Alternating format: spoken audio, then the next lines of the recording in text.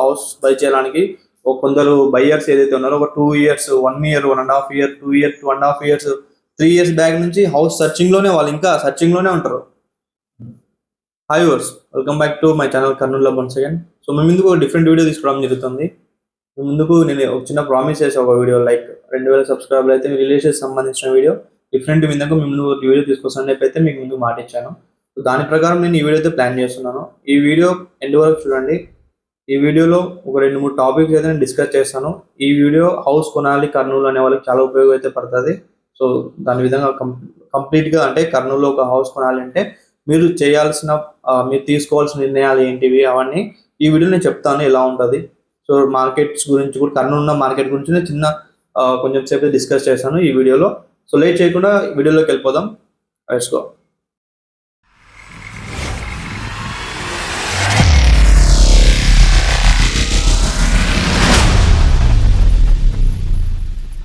So topic name వచ్చేసి కర్నూలులో ఇల్లు కొనాలని చూస్తున్నారా? కొనాలి అంటే మీరు తీసుకోవాల్సిన ఐడియాస్ ఏమి, లైక్ మీరు తీసుకోవాల్సిన ఒకవేళ కొనేటప్పుడు మీరు చేసిన మిస్టేక్స్ ఏంటి, ఒకవేళ హౌస్ కొనేటప్పుడు మీరు తీసుకోవాల్సిన జాగ్రత్తలు ఏంటి. సో ఇవన్నీ నేను ఈ వీడియోలో డిస్కస్ చేయబోతున్నాను. సో నేను మీకు ఇన్ని వీడియోస్ అయితే చేయడం జరిగింది. సో నేనైతే నా యొక్క పర్సనల్ ఇంట్రొడక్షన్ అయితే మీకు ఇవ్వలేదు ఇంతవరకు. సో నా పేరు ఖాజా, నేను కర్నూలు హబ్ అని రియల్ ఎస్టేట్ ఛానల్ రన్ చేస్తుంటాను. సో రియల్ ఎస్టేట్ తో పాటు మనకి రాయలసీమ ఈవెంట్స్ అనే బిజినెస్ కూడా ఉంది. సో ఈ రెండు నా బిజినెసెస్ అనమాట. సో కంప్లీట్ ఈ రియల్ ఎస్టేట్ వచ్చేసి నేను కమిషన్ బేస్ మీద అయితే ఈ కర్నూలు హబ్ అని యూట్యూబ్ ఛానల్ రన్ చేస్తున్నాను రియల్ ఎస్టేట్ సంబంధించి. మన ఛానల్లో ప్లాట్లు, హౌసెస్ అండ్ పొలాలు, సో అపార్ట్మెంట్లో ఫ్లాట్స్ ఇలాంటివన్నీ మనం మార్కెటింగ్ చేసి మన ఛానల్ ద్వారా సేల్ చేపిస్తుంటాం. సేల్ చేసిన తర్వాత కమిషన్ అయితే తీసుకుంటూ ఉంటాము. అండ్ ఇంకోటి ఏంటంటే త్రూ యూట్యూబ్ మార్కెటింగ్ ద్వారానే కాకుండా సో కొందరు మార్కెటింగ్ యూట్యూబ్ ద్వారా చేయకుండా వాళ్ళు కొంచెం అంటే పబ్లిక్ డొమైన్లో పెట్టకుండా సో ప్రైవేట్గా సేల్ చేయాలని కొందరు ఉంటారు. అలా కూడా మనం యూట్యూబ్లో వీడియో షేర్ చేయకుండా మనం మార్కెటింగ్ చేసేది సేల్ చేయడం అయితే ఉంటుంది. అంటే లైక్ వాట్సాప్ స్టేటస్. సో వాళ్ళ బడ్జెట్ని బట్టి నేనైతే ఆ కస్టమర్స్ని బట్టి నేను ఆ అసెట్ ఎవరైతే హౌస్ అని ప్లాట్ అని సేల్ చేయాలనుకుంటారో దాన్ని వాళ్ళకి చూపించడం అయితే జరుగుతుంది అనమాట. సో లేట్ చేయకుండా మనం ఈరోజు టాపిక్లోకి వెళ్ళిపోదాం. అండ్ టాపిక్ వచ్చేసి కర్నూలులో ఇల్లు కొనాలని చూస్తున్నారా? సో మెయిన్ థింగ్ నేనైతే ఈ వీడియోలో మీకు 3 డిస్కషన్స్ అయితే చేస్తున్నాను. ఒకటి మెయిన్ వచ్చేసి ఐడియాస్ అనమాట. అండ్ ఆ తర్వాత మీరు హౌస్ కొనే టైంలో చేసే మిస్టేక్స్ ఏముంటాయి అవి నేను చెప్పబోతున్నాను.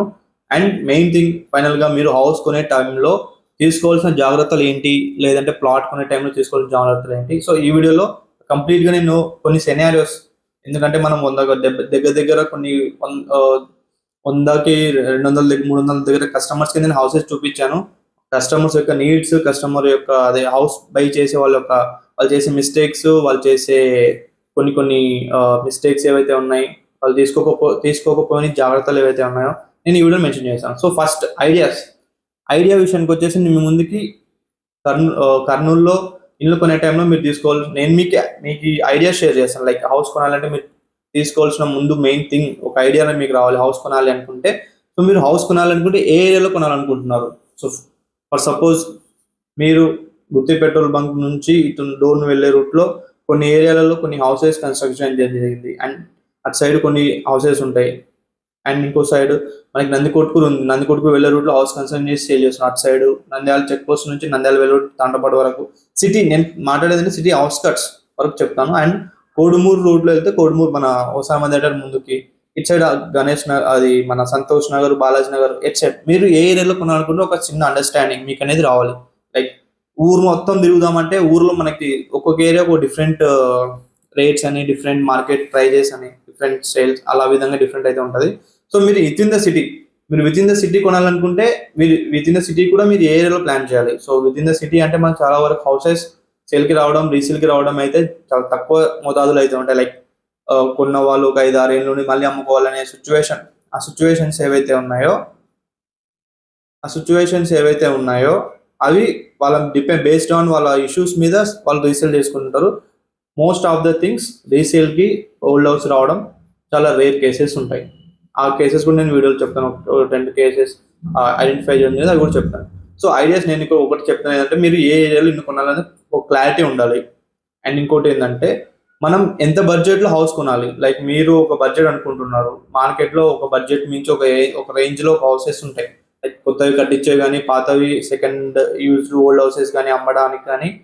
దాని బడ్జెట్స్ మీరు ఒక బడ్జెట్ డిసైడ్ చేసుకోవాలి, లైక్ ఒక 30 lakhs నేను ఇల్లు కొనాలా, 40 lakhs ఇల్లు కొనాలా, 50 lakhs వరకు నేను కొనాలా, అండ్ మీ ఫైనాన్షియల్ స్టేటస్ కూడా చూసుకోవాలి.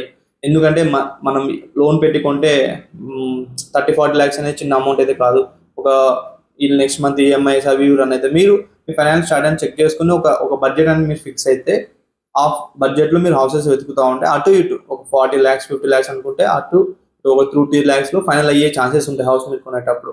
అది ఒక విషయం.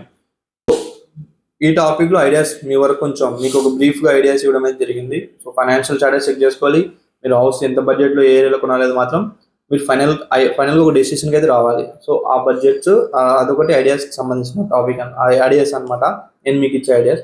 అండ్ ఇంకోటి ఏంటంటే మెయిన్గా హౌస్ కొనడానికి అండ్ హౌస్ కొనేవాళ్ళు లేదంటే హౌస్ యొక్క ఇన్వెస్ట్మెంట్ చేసేవాళ్ళు ప్లాట్లు వాళ్ళు చేసేవాళ్ళు మిస్టేక్స్ కొన్ని నేను ఫైండ్ చేయడం జరిగింది, అవి మీకు ఎక్స్ప్లెయిన్ చేస్తాను. సో మిస్టేక్స్ ఎలా ఉంటాయంటే ఇప్పుడు మీరు హౌస్ పైన చెప్పేవి ఏదైతే టాపిక్ అని చెప్పానో ఐడియాస్లో అవి క్లారిటీగా లేకపోవడం, అదొక మెయిన్ మిస్టేక్. అండ్ ఇంకో సెకండ్ వచ్చేసి మీరు ఇంకోటి ఏంటంటే హౌస్ కన్స్ట్రక్షన్కి అయ్యే ఖర్చుకి ఒక ఐడియా లేకపోవడం.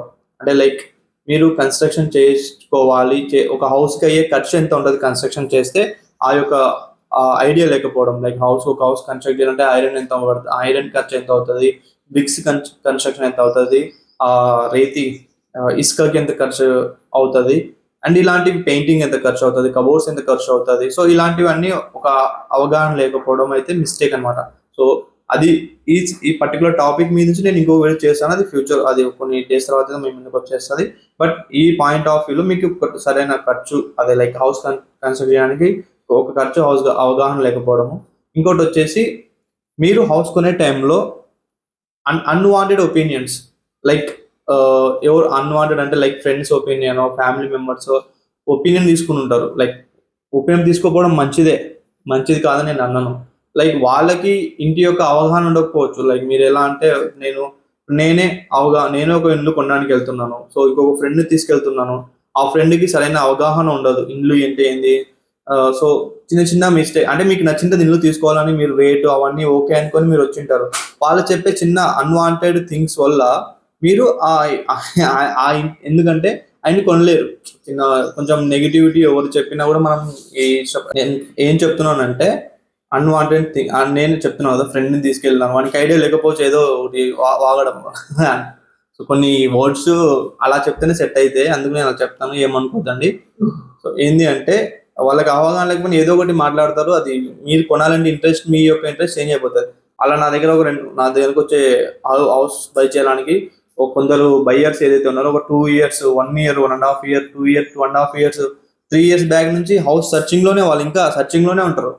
వాళ్ళకి ఇది బడ్జెట్ ఇవన్నీ ఫైనల్ చేసుకోకపోవడం, ఇంకోటి ఏంటంటే ఇలా అన్వాంటెడ్ ఒపీనియన్ తీసుకొని డిలే చేయడము, ఇలాంటివి జరుగుతూ ఉంటాయి.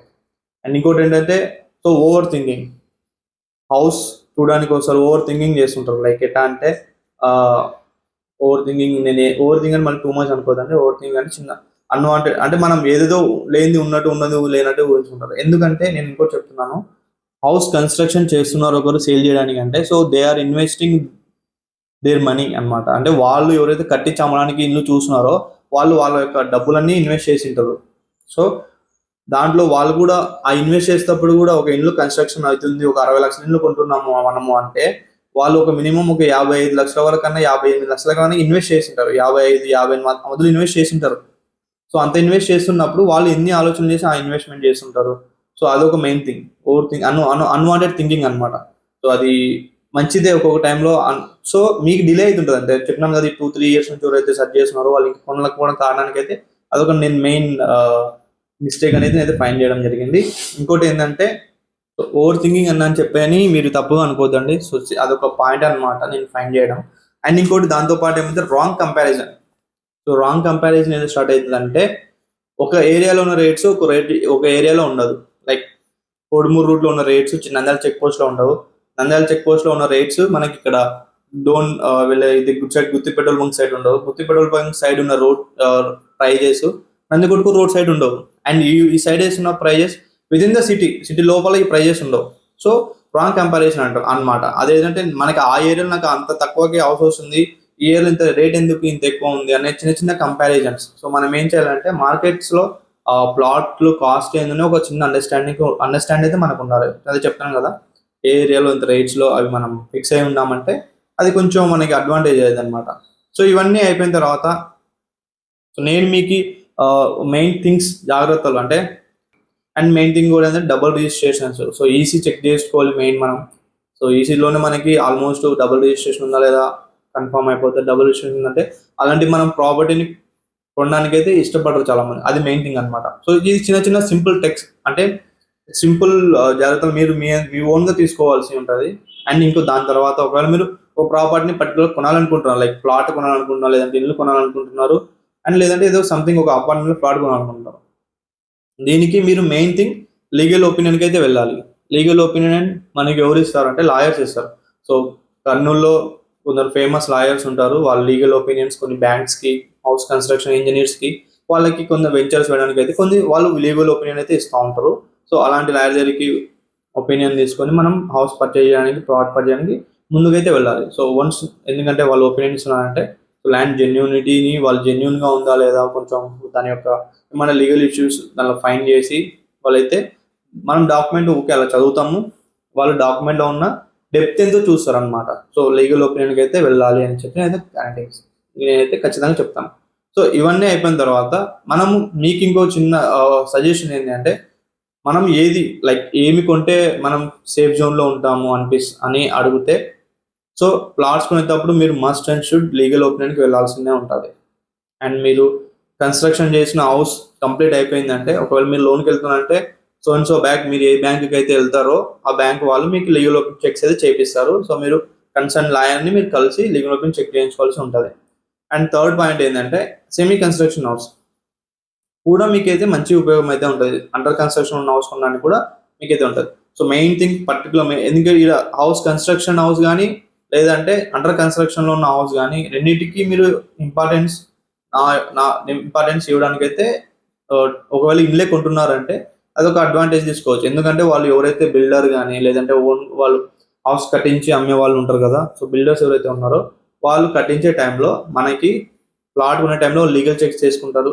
సో లీగల్ ఒపీనియన్కి వెళ్ళిన తర్వాత లీగల్ అంతా డాక్యుమెంట్ క్లియర్ ఉందంటేనే వాళ్ళు హౌస్ కన్స్ట్రక్షన్ చేయడానికి అయితే ముందుకు వస్తారు. ఎందుకంటే వాళ్ళు సో మనీ, సపోజ్ మనం ఒక 60 లక్షల ఇల్లు వాళ్ళు అమ్మాలనుకుంటున్నారు, వాళ్ళు మినిమం 50 లక్షల పైన ఇన్వెస్ట్మెంట్ చేయాల్సి ఉంటుంది. సో ఆ ఇన్వెస్ట్మెంట్ చేయడానికి వాళ్ళు ధైర్యం రావాలంటే వాళ్ళు లీగల్ ఒపీనియన్కి వెళ్తారు. సో లీగల్ ఒపీనియన్ వచ్చిన తర్వాత ఇదైతే హౌస్ కన్స్ట్రక్షన్ స్టార్ట్ అయితే చేస్తారు. సో ఇదన్నమాట. సో ఇలా ఈ 3 టైప్స్లో ఉంటాయి. నేను చెప్పే సజెషన్స్ ఏంటంటే, సో ఎదర్ ప్లాట్ కొనేటప్పుడు మీరు ప్లాట్ జనరేటర్ మీరు ఓన్గా కన్స్ట్రక్ట్ చేసుకోవచ్చు. సో నేను ఇంకోటి ఏంటంటే ఇది ఓకే మీకు ఒక బ్రీఫ్ వీడియో లాగా తీసుకొస్తున్నాను. అంటే కస్టమర్స్ హౌస్ కోసం తిరుగుతూ ఉంటారు, ఒక వాళ్ళ బడ్జెట్ అంత ఉండదు, 70 లక్షలు 80 లక్షల హౌస్లు చూస్తుంటారు, 40 లక్షలలో ఎక్స్పెక్టేషన్ ఉంటుంది వాళ్ళ హౌస్ కొనాలని. సో అలాంటివి కాకుండా ఉండడానికి నేనైతే ఈ వీడియో మెయిన్ చేయడం జరుగుతుంది. అండ్ కొందరికి ఇది అనేది ఉంటుంది, కొంచెం హౌస్ కన్స్ట్రక్షన్ ఏం తీసుకోలేదని కొంచెం చిన్న అండర్స్టాండింగ్ కోసం అయితే ఈ వీడియో చేయడం జరుగుతుంది. హౌస్ సంబంధించిన డెప్త్గా నేను ఇంకొన్ని ముందుకి ఇలా అనలైజ్ చేసి ల్యాండ్స్ గురించి వాటి గురించి హౌస్ కన్స్ట్రక్షన్స్ గురించి వాటి గురించి నేనైతే మీ ముందుకు వీడియోస్ తీసుకొస్తాను. అది ఫ్యూచర్లో వస్తాయి, కొన్ని డేస్ తర్వాత కొంచెం గ్యాప్ ఇచ్చేది నేను ఆ వీడియోస్ కూడా ప్లాన్ చేస్తాను.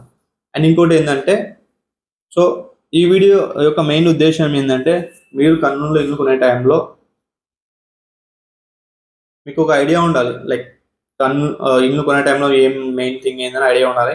మిస్టేక్స్ ఏం చేయకుండా ఉండాలి చూసుకోవాలి. అండ్ మెయిన్ థింగ్ ఈ జాగ్రత్తలు, హౌస్ కొనే టైం జాగ్రత్తలు కంపల్సరీ పాటించాల్సి ఉంటుంది. అండ్ మీరు ఇంకోటి మెయిన్ థింగ్ ఏమంటే, సో నైబర్ చెక్స్ ఉంటాయి.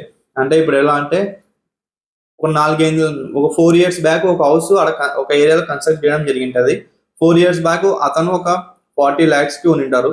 ఇప్పుడు అదే పక్కన వేరే వాళ్ళు కట్టిస్తుంటారు, వాళ్ళు ఒక 55 లేదా 60 lakhs చెప్తా ఉంటారు.